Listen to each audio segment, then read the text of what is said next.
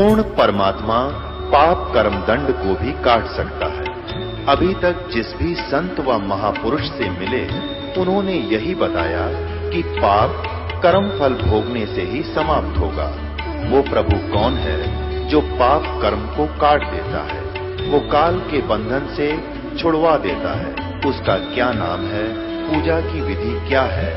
कृपया अवश्य सुनिए जगत गुरु तत्वदर्शी संत रामपाल जी महाराज के अमृत वचन। साकट चारों वेद हैं, ये साकट द्वादश पंथ, ये 12 पंथ भी साकट हैं। कौन से? जैसे एक कबीर सागर में आपने देखा 12 पंथ, एक वो नारायण दास का वो चूड़ामणि जी का पंथ, जागू पंथ, ये 12 पंथ है। ये इनकम्प्लीट नॉलेज है, ये भी साकट हैं, यानी पूर्ण मोक्ष नहीं है। और ना दूसरे की माने, अपनी बात पर डिग रहते हैं जो उन्होंने लोक वेद ग्रहण कर रखा है। प्रथम तो 10 नाम है ये सन्यासी भगवान, और दारू बकरे खाते हैं निस्वासर सुरापान। ये पहले ये 10 सन्यासी भगवान बने फिर कहते ये भी साकट है। शराब नहीं है छोड़ा नहीं, मांस की इनका टाल दिनों का भैरो मांगा है, भैरो का चढ़ा दे बकरार 1 बोतल, वो चढ़ाने वाला चढ़ा के चला जाए, वो पाछा पकाओ और खाओ गुटी लाओ। ऐसे कर्म अपने बिगाड़े और साथ में ये जमानों के। 4 संप्रदा देख ले ये 52 द्वारे जाए, भांग तमाकू खाते हैं ये पत्थर कंठ लगाए। ये संतों के पंथ हैं जो टुकड़े पानी चाहें, जिन ये पंथ चलाइया वे तो अगम अगा अथा है। गुरु गलतियों होते हैं नानक जे हे पंथ, फिट जन नीति संत की जो साकट शिष ग्रंथ। अब गुरु गलत न्यू हो गए, जैसे नानक साहब ने कितना पवित्र एक अलग से भगवान की विधि का मार्ग चलाया था। अब इसमें आगे चल के ये क्या करने लगे, शराब की इनका टालना, मांस की इनका कोई बाधा नहीं रही, और सभी सिख बना दिए। तो कोई शराब पियो भी सिख, मांस खाओ वो भी सिख। अरे सिख का काम शराब मांस तम्बाकू पीना होता है, जो इन वस्तुओं के निकट भी नहीं जा वो सिख है। तो यहाँ क्या बताते हैं, गुरु गलतियों होते हैं। अब नानक जी के पंथ में जो ऐसी बुराइयां पड़गी, वो घर करगी, तो उस महापुरुष को भी इस बात की लानत लगती है कि ऐसे महापुरुष के पंथ में ऐसी ऐसी ऐसी बुराई आ गई। क्यों आ गई? क्योंकि साकट शेष बना, शक बन गए।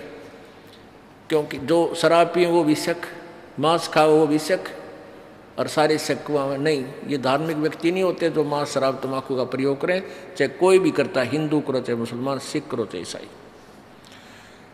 पंडित साकट कौन विधि इसका निर्णय दे, वह 13 में जी मत फिरे है तो कंठी मत ले। पंडित साकट कौन विधि इसका निर्णय दे, सूतक संचा खाते हैं जिनके मुंडे खे। गाल बजाए क्या हुआ तुलसी डाल झरोर, गुल्ले भक्ति भगवंत की ये पत्थर तय सिर फोड़े। 12 तिलक बनाए करिए नाचे घर घर बार, कनक जनेऊ काटिया वे 17 दास चमार। निंदा नहीं निराठ है सतगुरु साहीदार, वचन हमारा मानियो ये 4 वेद विचार। इन 4 वेदों को पुनर्विचार करो, हमारी बात पर एक पुनर्विचार करो, हमारी बात को मानो। हम क्या कह रहे हैं, हम निंदा नहीं कर रहे हैं। गरीबदास साहब जी कह रहे हैं तुम इन वेदों को पुनर्विचार करो, फिर देखो तुम गलत ज्ञान ग्रहण किए हुए। राजद्वार जाए कर ये बाचें गरुड़ प्रेत, साहिब का सुमरण नहीं ये छुटेंगे किसेत। पारायण करते फिरें ये घर घर बार गंवार, और जीव मुक्ति क्यों होएंगे हे आप नहीं दीदार। कथनी के सूरे घृणे ये कथें अटंबर ज्ञान, और जम के द्वारे जावेंगे ये शब्द हमारा मान। अब ये वक्ता तो कहते हैं बिना गिनती के सूरवीर, बड़े प्रसिद्ध वक्ता।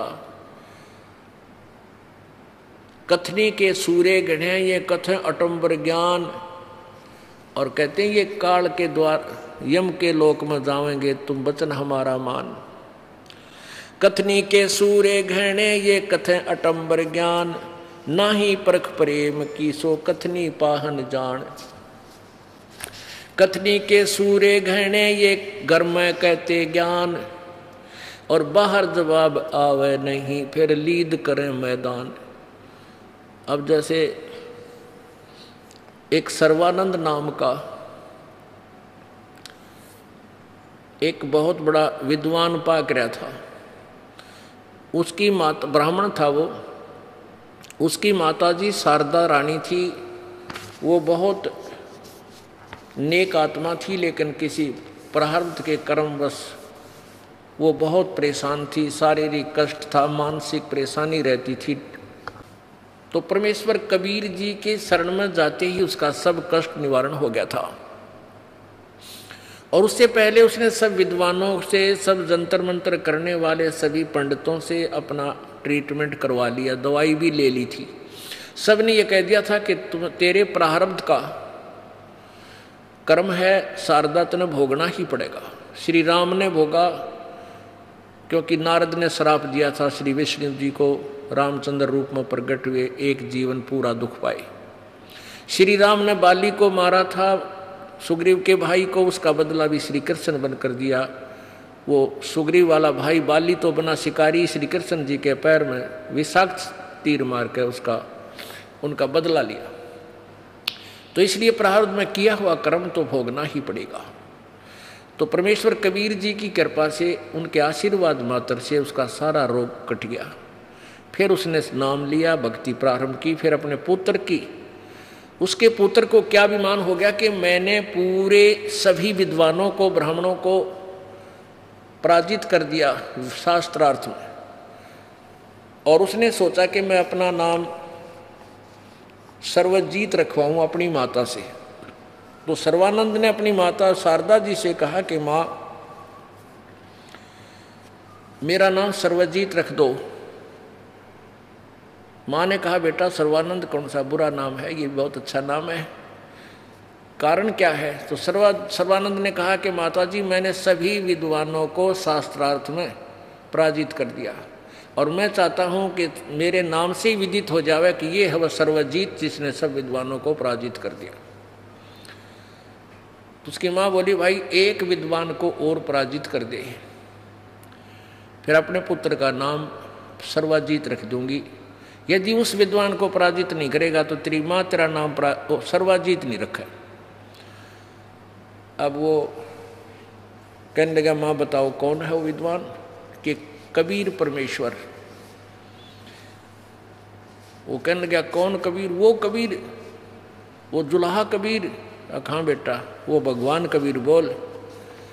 वो कहने लगा, माता वो तो अनपढ़ है, शिक्षित, तो वो क्या जाने वेद शास्त्रों के बारे में, अभी गया अभी आया। अब सर्वानंद परमात्मा के पास पहुंचा। उस जुलाहा कॉलोनी में सर्वानंद गया। वो क्या करता था, एक बैल के ऊपर गधे की तरह बोरा रख के, थैला रख के, और उसमें चारों वेद, 18 पुराण, उपनिषद, भागवत और गीता सारे रखा करता कि कोई शास्त्रार्थ बात करे उसी से मैं काट के दिखा दे, देखिए लिखा इस पृष्ठ पे। उसको कंठस्थ याद थे, वेद में ऐसा लिखा, वो साथ रखता था। वो पहुंचा वहां पर, कहाँ, अब सोरठ में बताऊंगा क्योंकि इस समय थोड़ा रह गया। अब सर्वानंद कबीर जी की झोंपड़ी पर पहुंच गया। एक कमाली नाम की लड़की जो मुर्दा जीवित की थी, शेख तकी की लड़की थी, कब्र में दबा रखी थी, वो जीवित की थी। तो परमात्मा के साथ अपनी बेटी रूप में रही थी वो परमात्मा कबीर जी के साथ। वो लड़की आगे मिली। उस लड़की से कहा कि बेटी तू पानी ला। लड़की अंदर से पानी भर के लाई एक लोटा, और कहा मेरे इस पात्र में डाल दे। सर्वानंद के पास एक लोटा था और वो लबालब भरवा लिया कति ऊपर तक। उसमें एक बूंद पानी पड़े वो भी बाहर जावे, और कहा बेटी इस जल का, इस लोटे का पानी गिरना नहीं चाहिए, और कबीर जी को दे दे। जो इसका उत्तर दे मुझे बताना। तो वो कमाली धीरे धीरे उस लोटे को, भरे हुए पानी को लेकर गई। कहने लगी, पिताजी ये लो। सर्वानंद, वो बाहर पंडित जी खड़ा ना, उसने ये कहा कि मेरा उत्तर लाना। परमात्मा कबीर जी ने एक बड़ी सुई लोहे की अच्छी मोटी सुई लंबी होती थी, वह 5-6 इंच की, वह उठा कर उस लोटे में गिर दी और वह सुई लोटे के तली में जाकर बैठ गई और पानी बाहर निकल गया। जितनी कैपेसिटी थी सुई की। वो लड़की को कहा, जा बेटी दे। सर्वानंद ने दे दिया उसका उत्तर, पंडित जी ने दे दे। अब पंडित जी ने पूछा कि क्या उत्तर दिया मेरा कबीर जी ने? लड़की ने कहा, पिताजी ने इसके अंदर एक सुई डाली है, कोई उत्तर नहीं दिया। कहा, ये इसका उत्तर ही है। फिर वो अंदर आकर कहने लगा कि कबीर जी आपने मेरे प्रश्न का क्या उत्तर दिया? परमेश्वर ने कहा, प्रश्न बताओ पंडित जी। अब सर्वानंद ने कहा कि मैंने सभी विद्वानों को पराजित कर दिया शास्त्रार्थ में, और मैंने अपनी माता शारदा जी से अपना नाम सर्वजीत रखवाना था। उन्होंने शर्त रख दी कि मैं आपको शास्त्रार्थ में पराजित करके आपसे लिखित रूप में लेकर जाऊंगा तो वो मेरा नाम चेंज करेंगी, नहीं तो नहीं करेंगी। तो मैं आपसे शास्त्रार्थ करने आया हूँ।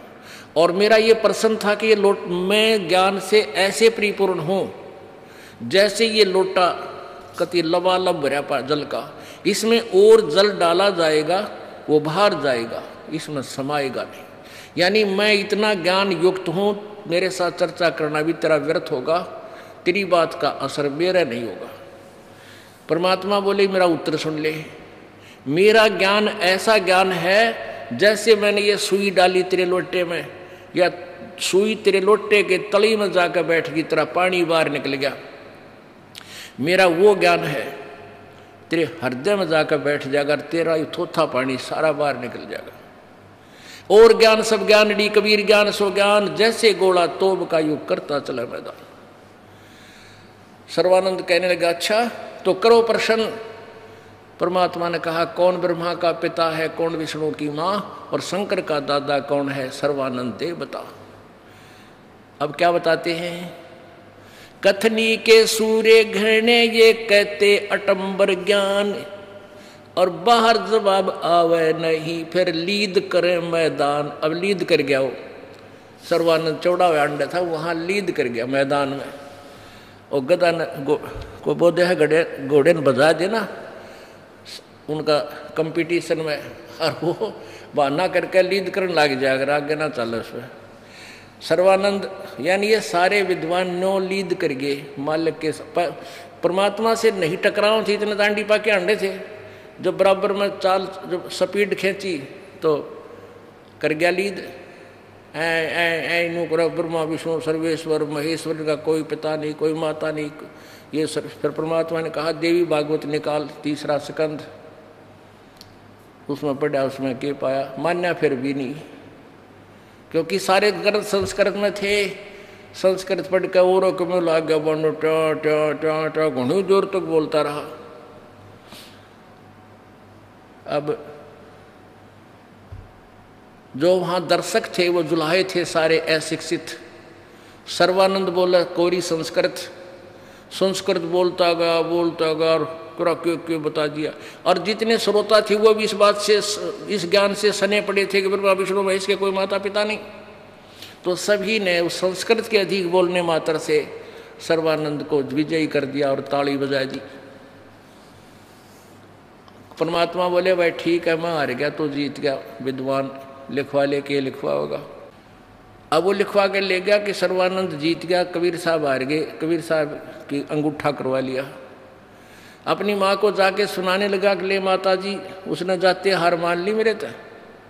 माँ बोली, बेटा सुना पढ़ के सुनाने लग गया।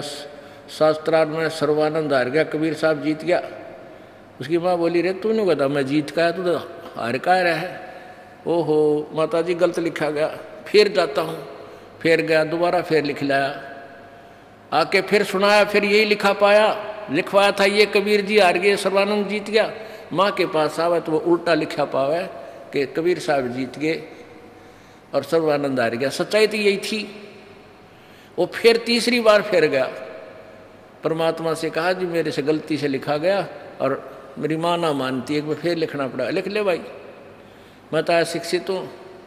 उसने फिर लिख लिया, सर्वानंद जीत गया, कबीर साहब हार गए, अंगूठा लगा दिया। अब उसने सोची भाई यहाँ लिखूं बिल्कुल सही, अनरी माँ के सामने पढ़ दूँ तो ये उल्टे पावे, ये के बिजली पड़े। तो घर में जब प्रवेश करने लगा तब तक यूं का यूं लिखा हुआ, ऐसे उस अक्षरों के ऊपर उसकी आंख रुक गई। वो देखता देखता अंदर को चलता चलता माँ के पास निकट आया, कहने लगा माँ पढ़ के सुनाऊं? यूं कर इतने में अक्षर चेंज हो गए। ऐसा लिखा, वही लिखा गया, कबीर साहब विजयी हुए, सर्वानंद पराजित हुआ, मुंह खुला का खुला रह गया। जब वो अक्षर चेंज हुए उसके सामने कलेजा हिल गया, विद्वान बन रहा था। उसकी माँ बोली रे बोलता क्यों ना विद्वान, बोल पढ़ के सुना के लिखा है इसमें। तो बैठ गया कलेजा पकड़ के। पर उसकी माँ बोली नालायक, भगवान आ रहे हैं, पैर पकड़ ले जाके, तेरा कल्याण हो बेटा। मैं तो रोया करती अपने गुरुजी का आगे है भगवान, इसकी बुद्धि भ्रष्ट हो रही हो, अक्षर ज्ञान कर पाक के आंधा में आंधा ही यो मुखिया बना फिरा है, आंधे के आंधों में शेठ यो बन रहा है प्रधान, और बयान मट्टी होगी तेरी। अब संस्कृत में उसने पढ़ा वो सच्चा था। तीसरे संगत में ब्रह्मा विष्णु महेश का जन्म मृत्यु होता है, ये नासवान है, लेकिन अभिमान वश नहीं मानना था। तब उसकी माँ के पास ने बोला माँ मन शर्म आवे है, आप ले चलो, मैं नाम लूंगा, मेरा पीछा छुटवाओ। मैं तो बहुत मैंने आंखों देख लिया कि ये सचमुच कबीर जी जो बोल रहे हैं सही है। तो सर्वानंद उस एक नंबर के विद्वान ने कबीर जी से उपदेश ले लिया, तो सारे ब्राह्मण सर्वानंद के विरोधी हो गए, वह नकली। अब सर्वानंद की बात ने कोई नहीं माने, ब्रह्मा विष्णु महेश अविनाशी नहीं है, उसका डले माने पत्थर माने, यू तो दानक का चेला हो गया, इसने जाते निकाल दो, काल के दिए पंगे, उन्हें कर दिया काम। और सर्वानंद ने परमात्मा बोले तो अपना काम बना ले, अपना और है विद्वान, भक्ति कर और पीछा छुड़वा बेटा, फिर देखेंगे आन देव टाइम नकलियान भी दे। तो वो समय अब आ गया इन नकलियों को सीधा करने का। बोलो सतगुरुदेव की जय। परम पिता परमात्मा पूर्ण ब्रह्म सर्व सृष्टि रचनहार कुल मालिक, ये वो परमात्मा है जो बनारस में भारतवर्ष की पवित्र भूमि काशी शहर के अंदर सन 1398 संविक्रमी संवत 1455 ज्येष्ठ सुदी पूर्णमासी को एक लहर तारा नामक तालाब में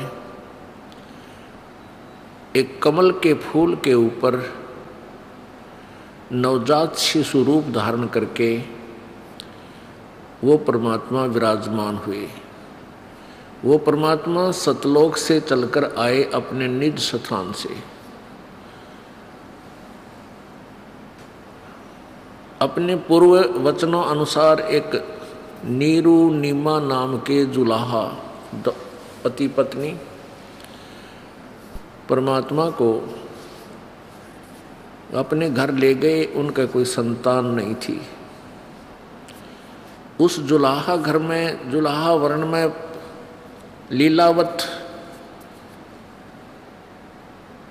वहाँ कार्य करने से वो परमात्मा जुलाहा कबीर नाम से प्रसिद्ध हुए। फिर वो परमात्मा एक विशेष कवि नाम से भी, कवि उपमा से भी सुशोभित हुए, और वो परमात्मा स्वयं परमात्मा भी है।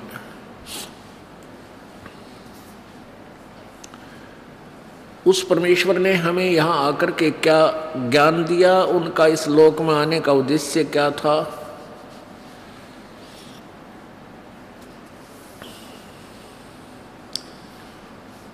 उनका उद्देश्य था कि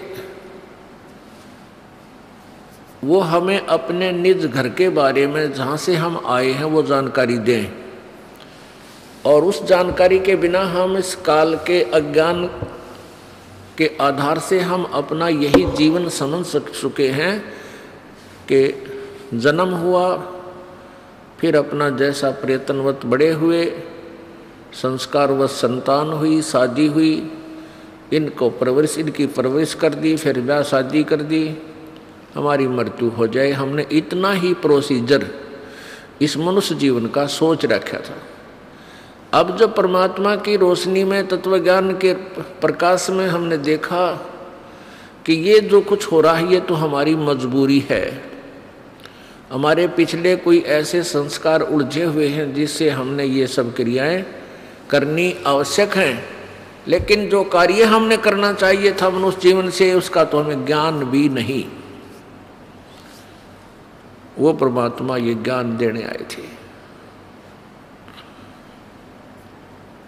अब कई भक्त कहते हैं, अनजान व्यक्ति कहते हैं, यदि कबीर जी भगवान थे और तो आप लोग इस 21 ब्रह्मांड को काल की जेल बताते हो और यहाँ सब कर्मों के बंधन से ही आकर यहाँ बंधे हुए हैं इस काल की जेल में, कर्म बंधन से, तो कबीर परमात्मा यदि भगवान है तो उनको यहाँ आने की क्या आवश्यकता थी। इससे सिद्ध है कि वो भी कोई कर्म की मार से ही यहाँ आए हैं, वो भी बंधन में बंधे।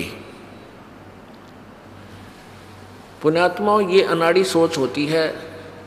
आध्यात्मिक ज्ञान से अपरिचित व्यक्ति के अंदर ऐसे शंका रूपी खरपतवार का उपज जाना कोई बड़ी बात नहीं।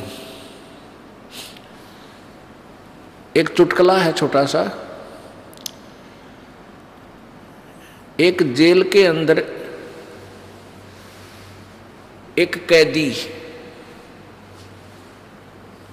वहां कैदियों की ड्रेस ऐसी होती थी, सिर पर टोपी और पजामा और कुर्ता। तो एक दिन भारत के प्रधानमंत्री जी पंडित जवाहरलाल नेहरू जी ने किसी जेल का निरीक्षण करना था और कैदियों को स्टैंड टू कर दिया कि आज भाई प्रधानमंत्री आ रहे हैं, पंडित जवाहरलाल नेहरू जी, और सबको कहा भी अपना ठीक ठाक रहिए, हो सकता है मेर कर दें तो किसी की कैद को भी माफ कर सकते हैं वह। तो सबकी उत्सुकता थी भाई मैं पंडित जवाहरलाल नेहरू जी आवेंगे, देखेंगे उसको। तो वो पंडित जवाहरलाल नेहरू जी जेल में प्रवेश हुए, उनके साथ बॉडीगार्ड 5-4 सिपाही सैनिक साथ थे और उनकी ड्रेस भी ऐसी थी जैसी कैदियों की थी, सिर पर टोपी कुर्ता पजामा। एक कैदी बोला भाई कौन सा है जवाहरलाल नेहरू? ने बोला वो आन लग रहा। बोला अच्छा, बोला कदे कदे हम भी जवाहरलाल नेहरू बन काए थे अड़े, आन दे भाई ने, हो जाएगा थोड़े दिन में ठीक ही भी।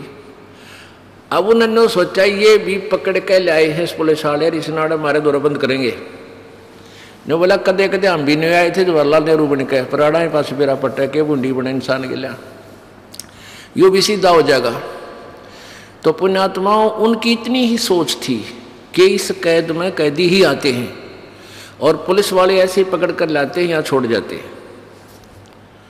लेकिन वो राजा थे,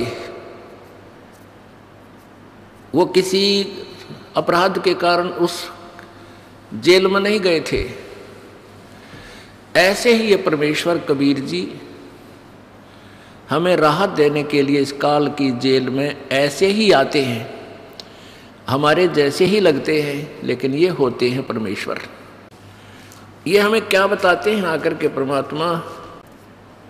भाई और बात तेरे काम न आवे, तू संतों शरण लाग रे, के सोवे गफलत में बंदे, जाग जाग नर जाग रे, जाग जाग नर जाग रे। और बात तेरे काम न आवे, संतों शरण लाग रे, के सोवे गफलत में बंदे, जाग जाग नर जाग रे, जाग जाग नर जाग रे। भाई उठ सवेरे ओका वर लिया, के जाग्या नर भाग रे, उठ सवेरे हुक्का भर लिया, के जाग्या निर्भाग रे।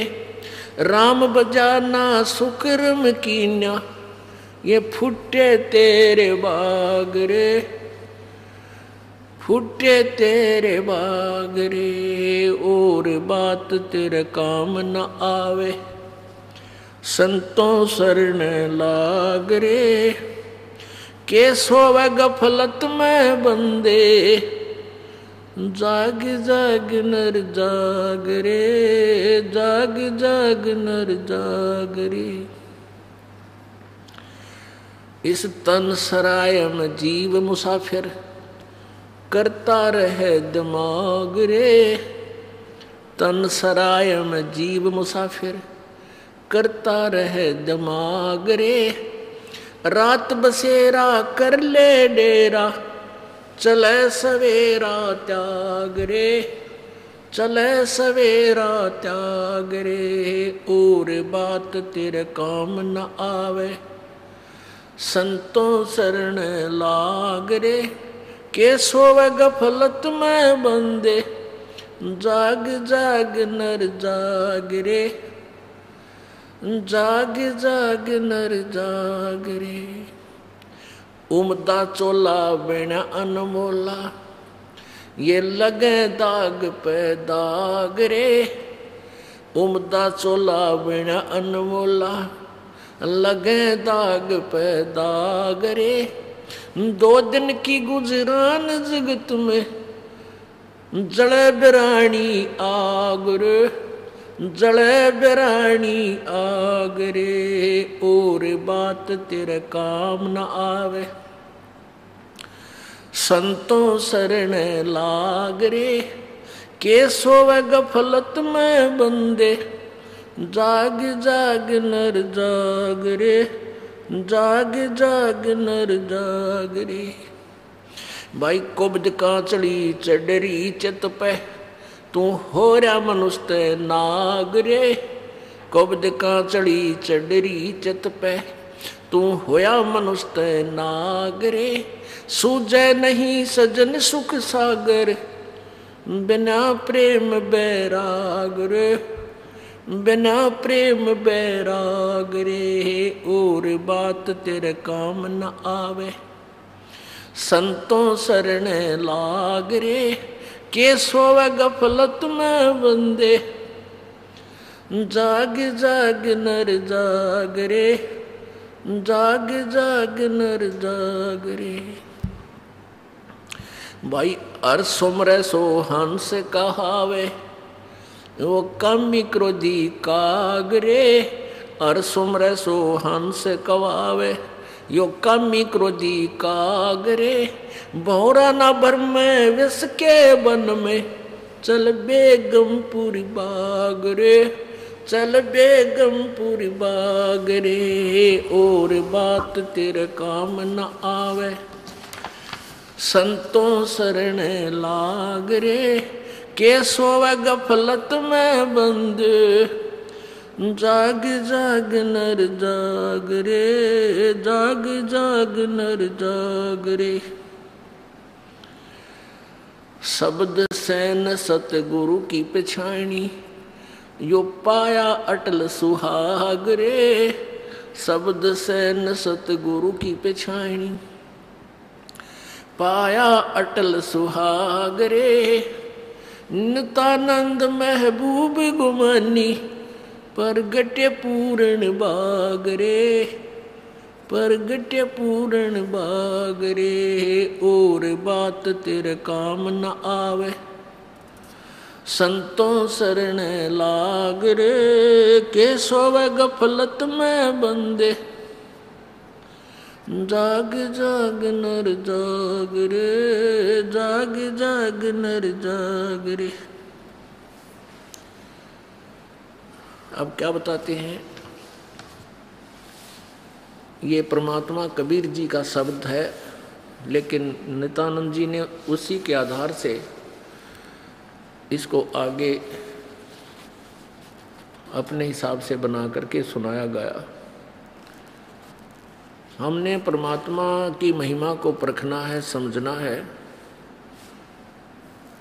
नित्यानंद जी महाराज ये वैष्णव परंपरा से संबंधित गुमानी दास संत के शिष्य थे। इन महापुरुषों ने अपनी साधना को, जो विष्णु लोक की साधना करते थे, उसी को बेगमपुर मानकर किया। बेगम, जहाँ कोई गम ना हो, जहाँ कोई दुख ना हो।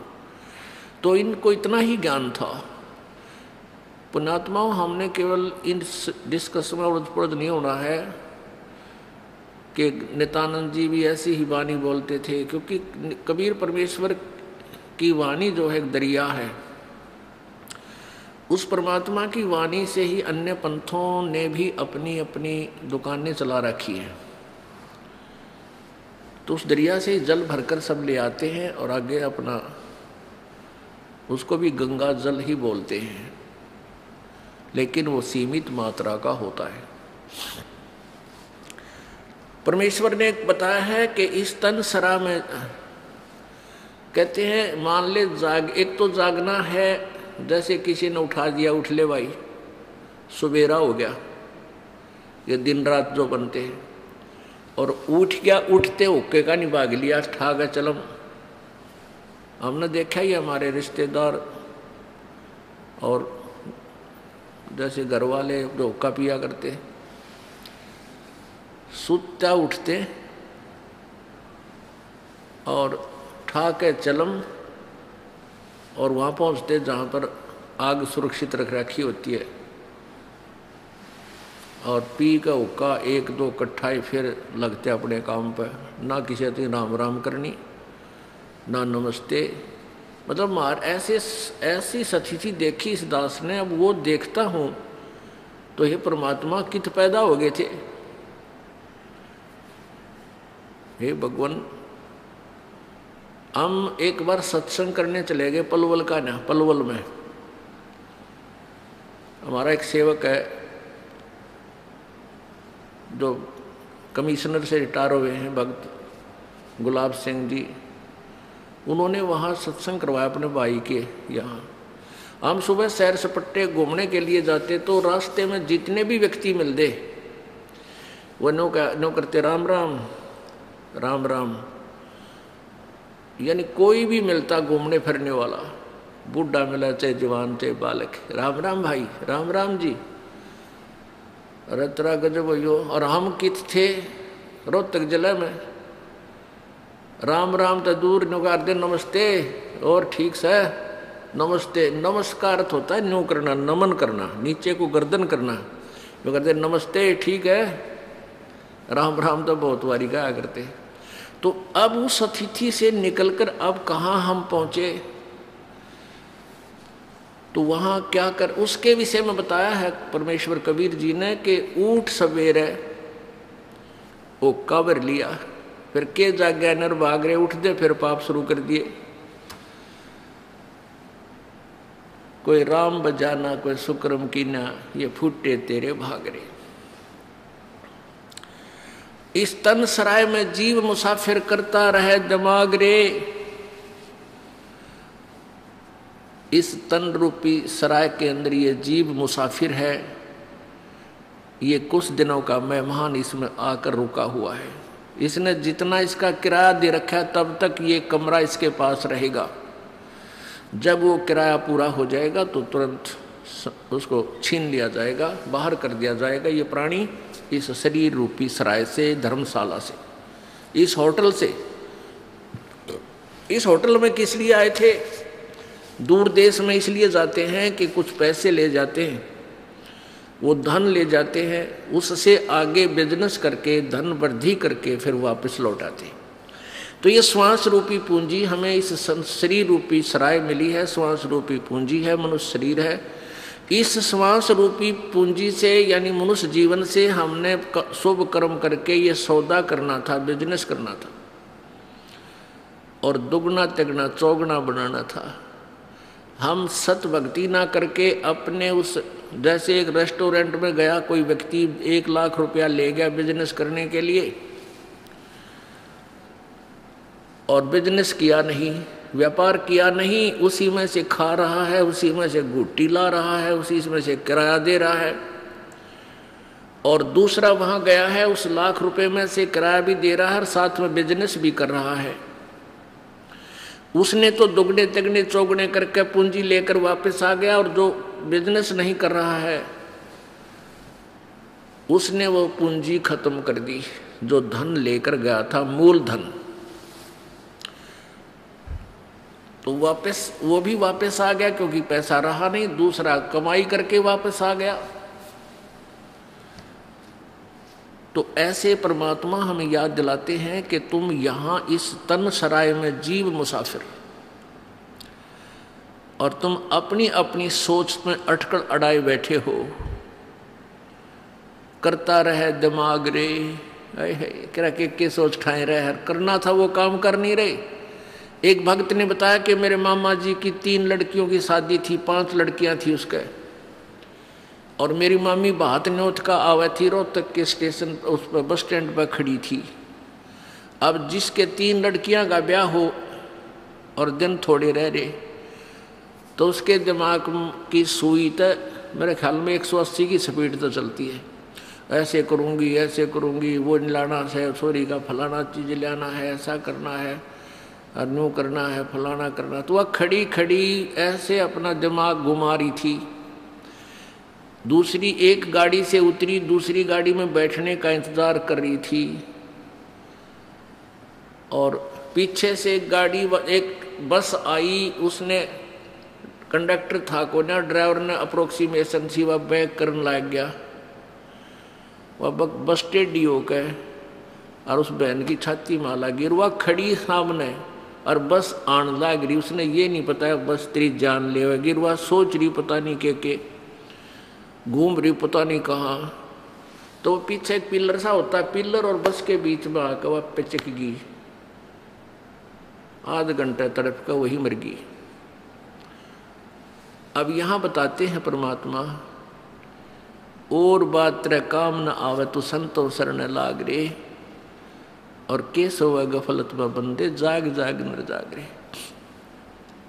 इस तन सराय में जीव मुसाफिर, यू करता रहे दिमाग रे, रात बसेरा कर ले डेरा, तू चले सवेरा त्याग रे। अब ये जीवन आपका एक रात्रि है, और जिस दिन यह रात्रि पूरी हो जाएगी, सवेरा होगा तेरा, तो यहां से तुझे खाली करना पड़ेगा। ये सराय खाली करनी पड़ेगी, और ले जाएंगे यम के दूत पकड़ के।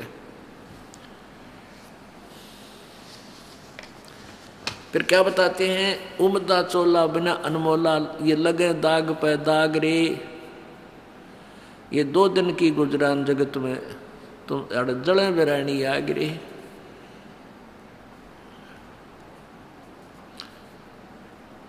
पुण्यात्मा ये बात विचार करने की है।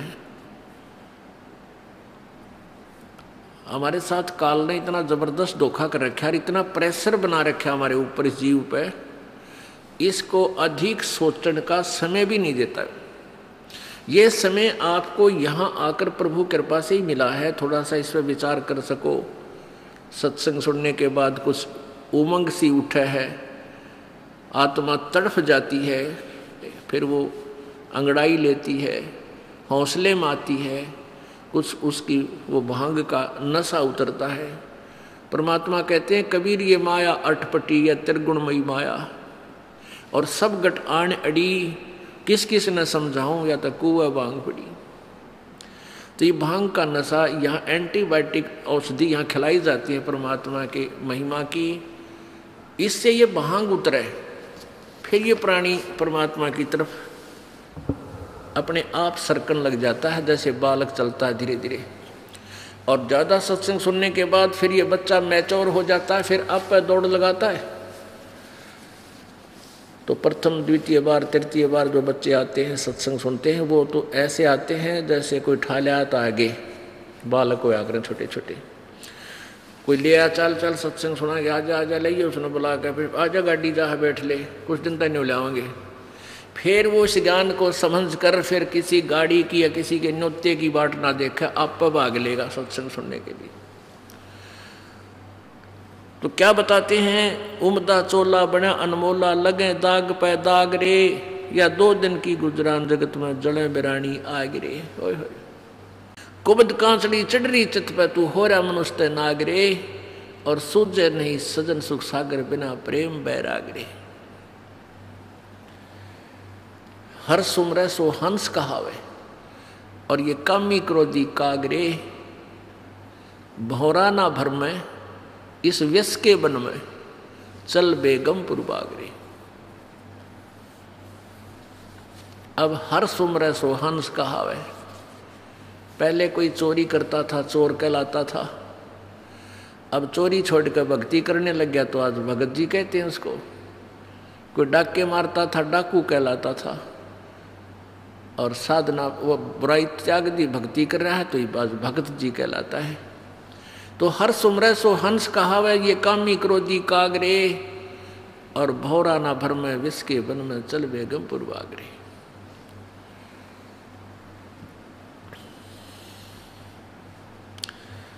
शब्द सैन सतगुरु की पिछाणी, और पाया अटल सुहागरे। शब्द सैन, सैन माने संकेत।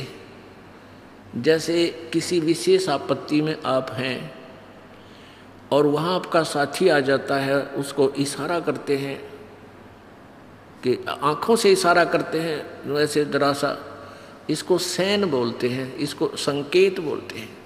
यानी ज़्यादा कहने की बजाय संकेत ही समझो।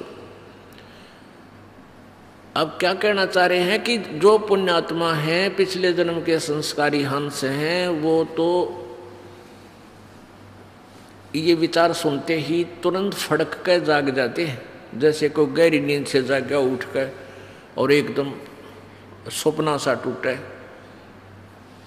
और जो पिछले संस्कार जिसके अच्छे हैं नहीं, उस व्यक्ति के सत्संग के वचनों का असर देर से होता है, बहुत देर से होता है। 2 प्रकार से मानव शरीर प्राप्त होता है।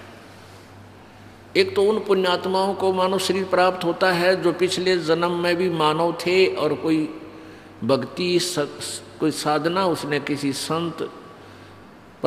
संत के साथ लग के कोई सत साधना की है, उसके अनुसार उसके प्रतिफल में उसको लगातार मानव शरीर मिलते हुए आ रहे हैं। यानी पिछले पुण्यों के आधार से मानव शरीर कंटिन्यू जिनको मिलते आ रहे हैं, कंटिन्यूस लगातार, तो उनका जल्दी असर होता है। वो सैन समझ जाते हैं, संकेत समझ जाते हैं। एक के चोट सिधारिया जिन मिलन दाचा, एक के चोट सिधारिया, एक के चोट से वो सीधे हो जाते हैं, समझ जाते हैं जिनको परमात्मा से मिलने की इच्छा है, चाह है, उमंग है। 2 प्रकार से मानव शरीर प्राप्त होता है। एक तो वो पुण्यात्मा जो पिछले संस्कार पुण्य संस्कारों से लगातार मनुष्य जीवन प्राप्त करते ही आ रहे हैं, और दूसरा ऐसा होता है, विधान है प्रभु का। कबीर परमात्मा ने विधान बना के इस काल को दे दिया कि 84 लाख योनियों के शरीरों में कष्ट भोगने के उपरांत एक टर्न वाइज मानव शरीर अवश्य जीव को दिया जाएगा। और दूसरा, इस काल की एक व्यवस्था भी है, मजबूरी होगी कि परमात्मा ने इसके अपराध का दंड दिया कि 1 लाख मानव शरीरधारी प्राणी तो नित्य आहार करेगा और 1.25 लाख उत्पन्न करेगा। अब कुछ भोली आत्मा ये कहती हैं कि कबीर भगवान तो परम पिता हैं, दयालु हैं, उन्होंने इसको श्राप क्यों दे दिया। ये श्राप समझो चाहे हमारे लिए एक उपहार समझो। यदि परमात्मा इसको ये श्राप ना देता तो 1 लाख मानव शरीरधारी प्राणी खाओगा, तो ये मनुष्य जीवन कभी नहीं देता अपने को। इसको पता है कि मनुष्य जीवन में ये परमात्मा को पहचान लेगा। और उसके बाद भी कितना खाड़ा कर रखा हमारे जी ने, इसने नकली संत भेज कर झूठी कहानी कथा हमारे हृदय में पेश करवा दी, परमात्मा से कोसों दूर करवा दिया। ईब के घाट गाल रखी है, अभी कोई कसर नहीं छोड़ रखी इसने हमें मूर्ख बनाने में। वो तो परमात्मा आते हैं अपने प्यारी आत्माओं को, क्योंकि हमारे पिता वही हैं। और अपने को कहते नहीं होता दुनिया मरा बतेरी, पर अपने का दुख हो से। दुनिया बेशक मरो पर अपना मरा जब उसका दर्द होया करे। तो हम हमारे पिता कबीर जी हैं, और उस कबीर जी को हमारा दुख है, इनका कोई दुख ना है। ना इस काल का आंसू आंदे, ना ब्रह्मा विष्णु महेश का आंसू आनते हमारे अड़ब्रन माटियों से। हमारे कबीर भगवान का आंसू आते हैं, क्योंकि हम उसकी आत्मा हैं। अब जैसे कोई किसी की बेटी दुखी हुआ है, पता लगा माता पिता ने, उनसे जुड़ी हुई अंश है वो, या बेटा कहीं कष्ट में है, तो माँ बाप ने नींद नहीं आवे, सारी रात उनका बेचैनी लगी रहती है, वो रोते रहते हैं। तो ऐसे ही हम परमात्मा कबीर जी की संतान हैं। चाहे आज गधा बना रखा है इस काल ने हमें, चाहे गधी बना रखा है, चाहे कुत्ता, चाहे सुअर, और चाहे राजा बना रखा है, चाहे महादेव बना रखा है, चाहे ब्रह्मा विष्णु महेश बना रखा है। हम उस क्रम कबीर परमात्मा की आत्मा है। एक समय कागभूषण और गरुड़ जी का आपस में संवाद हुआ। गरुड़ जी ने पूछा कागभूषण जी से कि हे देवता, आपके पास में आता हूँ, मुझे परम शांति सी मिलती है, और आपके चेहरे की रौनक, आपके शरीर का जो तेज है इतना अच्छा है, मैं देखता ही रह जाता हूँ। यूँ कैसे दाव लग गया तेरा? मैं पूछना चाहता हूँ कि आपके ऊपर कैसे कृपा हुई परमात्मा की, जो आपको ऐसी साधना भक्ति मिली जिससे आप कितने जो है ना देव पद को प्राप्त किए हुए हो, कितने अच्छे लग रहे हो। अब गरुड़ जी बता रहे हैं, गरुड़ जी को कागभूषण जी बता रहे हैं। क्या बताते हैं कि एक बार मुझे मानुष जीवन प्राप्त था। मेरे माता पिता थे, भाई बहन थे। अचानक एक दुर्भिक्ष गिरा, अकाल गिर गया, वर्षा नहीं हुई, और इतना भयंकर अकाल गिर गया कि इंसान को इंसान खाने लग गया। पत्ते पत्ते तोड़ कर खा लिए, घास फूस भी नहीं बचा। मेरे माता पिता भी तड़फते हुए भूख के मारे शरीर छोड़ गए। मैं 20 वर्ष की आयु थी मेरी, मैं जवान था, भूख प्यास को सहन कर गया। मेरे माता पिता वृद्ध थे, वीक थे, कमज़ोर थे, भाई बहन छोटे थे, वो भी मेरी आंखों के सामने दम तोड़ गए भूख के कारण। तो एकदम मैं वहाँ से चल के अवंतिका नगरी में पहुँच गया।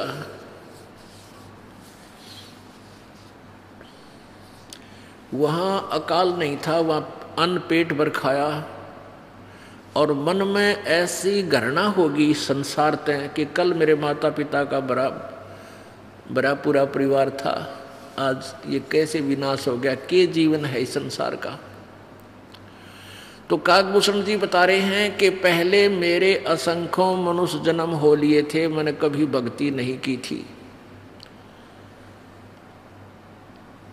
और इस कारण से मैंने रोटी के आहार के लिए, अपने गुजारे के लिए एक आवाज़ सुनाई दी। एक मंदिर में एक पंडित जी कथा कर रहा था शिव जी के मंदिर में, मैं वहाँ चला गया। सभी श्रोता उठकर चले गए, मैं वहीं बैठा रहा। ब्राह्मण बड़ा दयालु था, उसने कहा बेटा कौन है आपका, आप कहाँ से आए हो, क्या आपका यहाँ घर नहीं है? फिर कागभूषण कहता है गरुड़ जी मैंने सब कहानी उस ब्राह्मण के सामने अपनी आत्मकथा बताई। वो ब्राह्मण भी रोने लग गया, आंखों में आंसू आ गए। कहा बेटा इस संसार में ऐसा ही है, ये दुख सुख लगे हुए हैं, आप चिंता मत करो, आप मेरे पास रहो, इस मंदिर में रहो, यहाँ भक्ति करो बेटा, नाम ले बेटा, भगवान की भक्ति बिना गुजारा नहीं है। कहता है कि 6 महीने तक वो महापुरुष अपने मुझे अपने वहाँ रखे और सारा मेरा गुजारा दे रहा, पैसे रोटी टूका सारा मुझे करवा रहा, और न्यों का बेटा नाम ले ले, भक्ति कर ले, पर मेरा जू नहीं रह गए, मेरी इच्छा ही ना बढ़े। तुलसी पिछले पाप ते हरि चर्चा ना भावे, और जैसे जवर के बेगते भाई भूख विदा हो जावे। जैसे किसी को जबर आ जाता है, मलेरिया हो गया, और उसको फिर ना तो रोटी स्वादिष्ट लगती है, ना सेब संतरे, ना काजू किशमिश, उसको वो कड़वी लगती है, कति कड़वी, कुनीन की तरह, नीम की तरह। अब न तो रोटी कड़वी, ना वो मनुखा दाग कड़वी। अब उस बुखार ने उसके शरीर की व्यवस्था ऐसी बदल दी कि वो स्वादिष्ट वस्तु भी उसको कड़वी लग रही है, अस्वादिष्ट लग रही है। अब उसका इलाज क्या है कि वो मीठी लगे। अब उसके लिए कड़वी ही दवाई यानी कुनीन खिलानी पड़ेगी, चाहे वो राजी रहे, रुचि कर खावे, चाहे अरुचि से खावे, तो वो जबरदस्ती वो कुनीन की फांकी मरवानी पड़े, और फिर धीरे धीरे बुखार उतर जाता है। फिर वही जो कड़वी लगती थी वो रोटियां वो स्वादिष्ट लगने लग जाती हैं, और एक स्थिति ऐसे आ जाती है कि लूखी सूखी रोटी भी इतना स्वस्थ हो जाता है, वो लूखी सूखी रोटी भी बिना सब्जी के खा जाता, जोर की भूख लग रही हो, यानी सुबह से ना खाई होता है। तो कहने का भाव ये है कि जैसे जिसके जितने पाप अधिक हैं, उस प्राणी को ये राम नाम की मनुखा दाख, ये अमृत आहार अस्वादिष्ट लगता है। उसने तो रागनी चाहिए कंपटीशन वाली, क्या फिल्मी गाने सुनने चाहिए जो तन्नक तन्नक 36 बाजे बाजे। अब उसने वो तो अच्छी लगे, लेकिन राम नाम की यह कथा कुनीन से भी कड़वी लगती है। उसका इलाज क्या है कि उसको भी अच्छी लगे, ये स्वादिष्ट वस्तु स्वादिष्ट लगे। उसका एक ही ट्रीटमेंट है कि उसने सत्संग सुनने चाहिए, चाहे उसको कड़वे लगे चाहे अच्छे लगे। जैसे कुनीन खानी होती है ना, वो फांके मारने पड़ते हैं चाहे बेशक कड़वी लगे, तो उसी से वो फिर स्वस्थ होगा। तो परमात्मा की कथा दोनों काम करती है, एंटीबायोटिक की भी और आहार का भी। तो काकभूषण कहता है कि 6 महीने मैंने उसकी पंडित जी की संगत करी, पर मन में नहीं आया नाम ले लूं ना, मैं नाट्या और जाऊं कहाँ, टूक मिले नहीं की तय, थोड़ी बहुत सफाई करूं मंदिर की और अपना वह अब कथा करते रहे, मैं बैठा रहूं, वो कथा कर जाऊँ, श्रोता सुन कर चले जाऊँ, मैं प्रसाद बांट दूँ। लेकिन परमात्मा ने बताया है कि ऐसे ही धीरे धीरे वो कुनीन ट्रीटमेंट लंबा चल गया उसका। 6 महीने के बाद उसके मन में आई नाम ले लूँ, थोड़ा सा नरम हुआ, आंखों में पानी आया। नहीं तो यूँ कहता मेरे सारे भाई बहन भी मर गए, मेरी आँखें मासूं नहीं आई। यानी दिल इतना कट्टर हो गया, अंदर इतना रोष पैदा हो गया भगवान के प्रति, क्या का भगवान है ये जब सारा कुंबा मार दिया। यानी इस तरह की भावना मेरे अंदर आई। और फिर वो 6 महीने प्रेरणा चेतावनी सुनकर फिर नाम ले लिया। अब देख काल का जाल, पहले तो पुरानी नाम लेकर राजी नहीं, और कोई संत मिल जावे ढंग का, फिर इसमें कुछ दिनों के बाद फिर अभिमान का एक और अंकुर फूटा हुआ है। अब क्या हुआ कि कुछ दिन के बाद उस काकभूषण बता रहा है कि मैंने वो कथा जो गुरुजी सुनाया करते वह सारी याद कर ली। गुरुजी बूढ़े हो गए, उनके आवाज़ में भी कसक ना रही, और मैं युवा था, 21 साल का हो गया, और मैंने वो कथा सुनानी शुरू कर दी इन अब्सेंस ऑफ गुरुजी।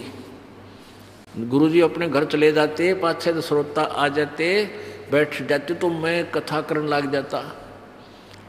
अब श्रोताओं को मेरी सुरीली आवाज़ और ज़्यादा पसंद आने लगी। मुझे कहने लगे कि तो आप तो गुरुजी से भी अच्छी कथा सुनाते हो, ओहो आप तो महाराज जी गुरुजी से भी बहुत अच्छी आपकी आवाज़ है, तो वो इंजेक्शन मेरा लागे, पंप मार दिए, मैं फूल गया।